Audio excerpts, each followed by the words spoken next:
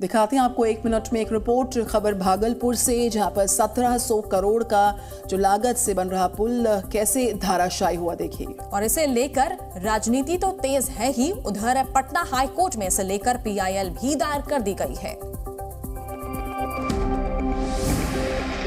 भागलपुर में महज कुछ सेकंड्स में गिरा ये पुल सियासी वार पलटवार का नया अखाड़ा बन गया है। नीतीश सरकार पर बीजेपी के हमले तो जारी हैं, लेकिन अब इस मामले में PIL दाखिल कर दी गई है। अधिवक्ता मणिभूषण प्रताप सेंगर ने PIL दाखिल करी है, जिसमें पुल की स्थिति की जांच को लेकर सवाल खड़े किए गए हैं। इस महासेतु के गंगा में भर-भराकर गिरने और जमींदोज होने के बाद एक तरफ सियासत चरम पर है, तो वहीं सेतु के सुपर स्ट्रक्चर गिरने के बाद लोगों का भरोसा भी इस ब्रिज से उठ गया है।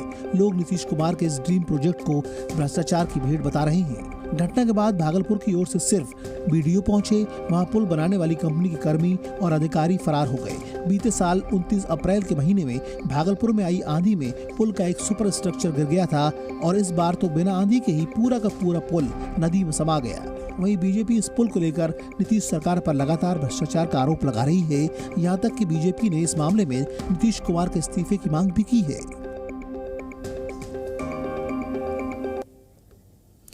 तो बालासोर हादसे के बाद अब ट्रेन की आवाजाही दोबारा शुरू हुई और दूसरी तरफ इस पूरी घटना पर अज्ञात के खिलाफ FIR दर्ज कर ली गई। पूरी रिपोर्ट।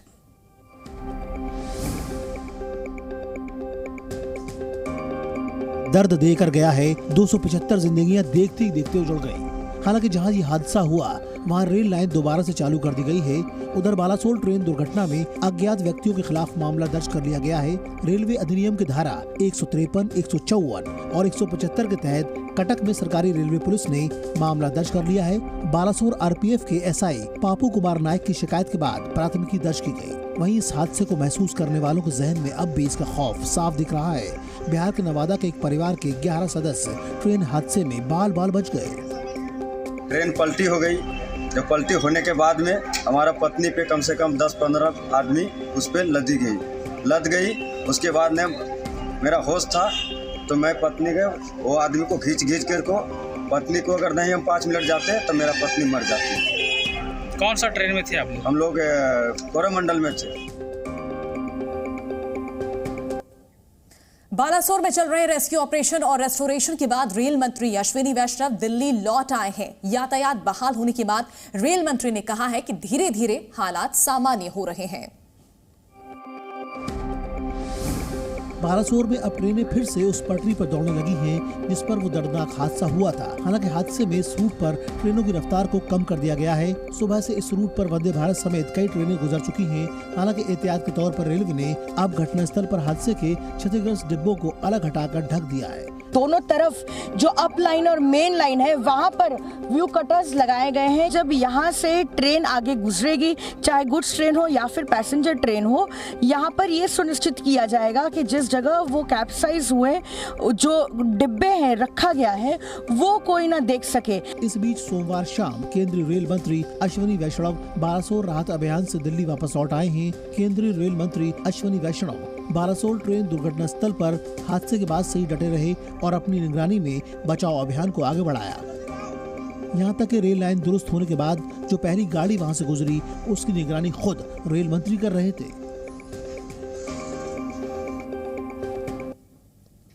राहुल गांधी की बात करें, उनके अमेरिकी दौरे को लेकर बीजेपी ने पलटवार किया है। बीजेपी अध्यक्ष JP नड्डा ने राहुल की मोहब्बत की दुकान पर कटाक्ष करते हुए कहा कि राहुल ने नफरत का शॉपिंग मॉल खोल रखा है।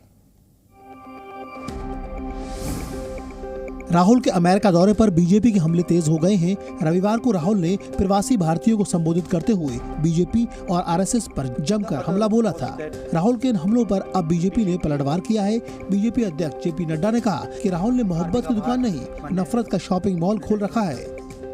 नफरत की दुकान का मेगा मॉल खोल करके जो बैठे हैं, मेगा शॉपिंग मॉल, दुनिया जानती है इनको और दुनिया इन सबको समझती है और यह हमेशा भारत के आत्मविश्वास को कमजोर करने का प्रयास करते हैं। बीजेपी अध्यक्ष JP नड्डा ने कहा कि मोदी विरोध करते करते देश विरोध करने लगते हैं। ये भूल जाते हैं मोदी जी का विरोध करते करते भारत का विरोध करने लग जाते हैं। याद करिए, लोग भूल जाते हैं।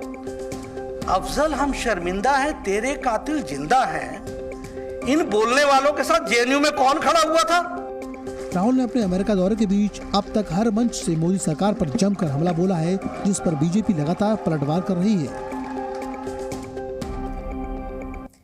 सीएम शिवराज सिंह चौहान के लव जिहाद पर दिए बयान के बाद कई बड़े नेता अपनी बात रख रहे हैं और ऐसे में अब बागेश्वर धाम के पीठाधीश्वर धीरेन्द्र कृष्ण शास्त्री का भी बयान आया, जिसकी हर तरफ चर्चा हो रही है।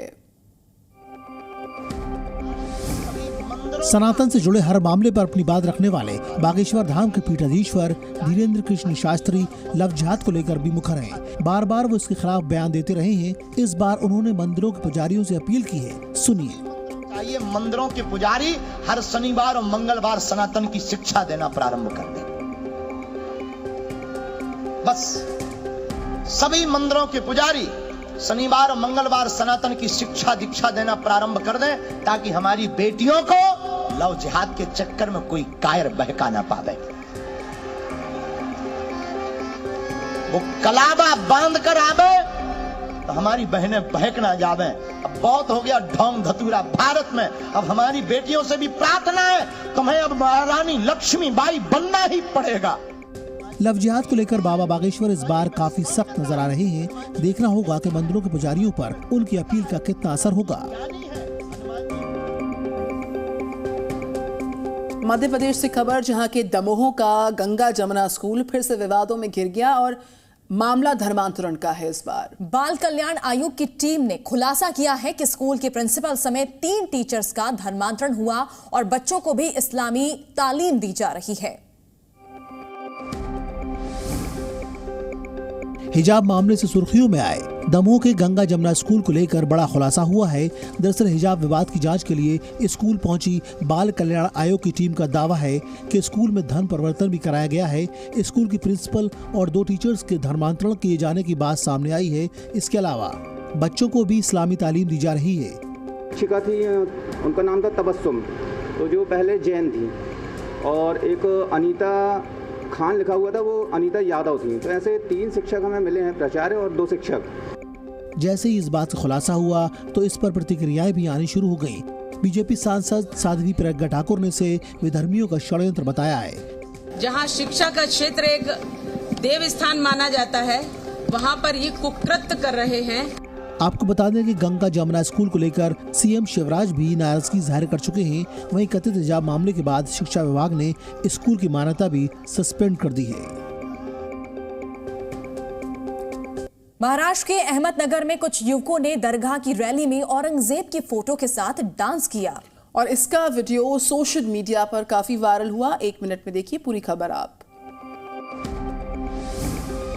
दरगाह की रैली में डांस की ये तस्वीरें महाराष्ट्र के अहमदनगर जिले की हैं, जहां उर्स के जुलूस में कुछ युवकों ने औरंगजेब की फोटो के साथ जमकर डांस किया। इसका वीडियो सोशल मीडिया में वायरल हो रहा है। वीडियो में एक युवक औरंगजेब की फोटो लिए नजर आ रहा है, जिसे कुछ लोगों ने अपने कंधों पर उठाया हुआ है। बताया जा रहा है कि 4 जून को मुकुंद नगर इलाके में दमबारा हजारी दरगाह का उर्स था और उर्स के मौके पर डीजे की रैली निकाली गई थी, जिसमें कुछ युवक औरंगजेब की फोटो के साथ डांस करते हुए नजर आए। सोशल मीडिया में वीडियो वायरल होने के बाद महाराष्ट्र के डिप्टी सीएम देवेंद्र फडणवीस ने औरंगजेब की फोटो के साथ जुलूस पर कड़ी आपत्ती जताई है।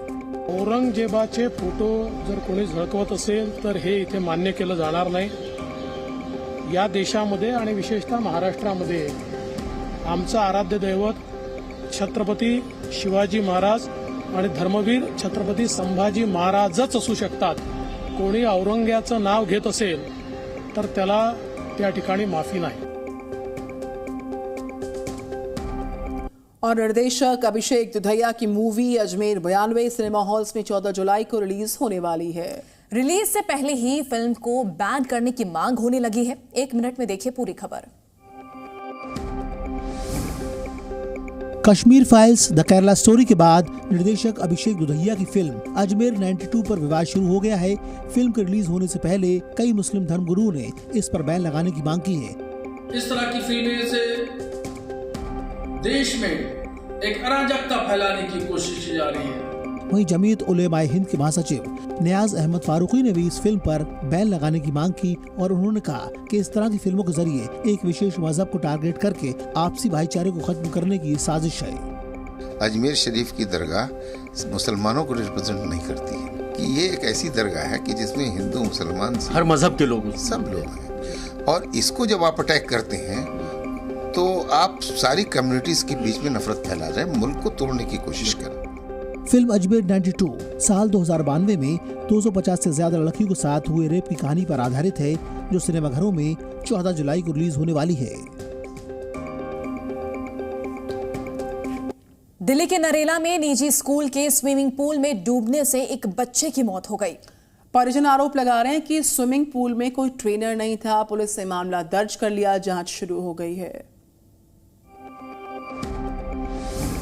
दिल्ली के नरेला इलाके में सोमवार शाम एक प्राइवेट स्कूल के स्विमिंग पूल में नहाने गए 10 साल के बच्चे की डूबने से मौत हो गई। वो अपने ममेरे भाइयों के साथ पूल में नहाने गया था। बताया जा रहा है कि नहाने के दौरान वो गहरे पानी में चला गया। खबर मिलने के बाद पुलिस मौके पर पहुंची और बच्चे को पूल से बाहर निकाला। अस्पताल में भर्ती कराया, जहां डॉक्टरों ने उसे मृत घोषित कर दिया। 10 साल का रजब सरकारी स्कूल में पढ़ता था। आरोप है कि प्राइवेट स्कूल के कर्मचारी 100 रुपए प्रति घंटे के हिसाब से स्विमिंग पूल में नहाने देते हैं, लेकिन वहाँ कोई ट्रेनर भी मौजूद नहीं था। एक बच्चा नहीं है मेरा, कहने लगा गार्ड कहने लगा ढूंढ लो, अपने बच्चों को ढूंढ ले। अब बच्चा फिर वापस पानी में घुसा है। अब किसी और कोई बच्चा था, उसके पैर लगा, तब ये निकाल कर लाया और पैदल ले चलो, मेरे साथ ले जाओ।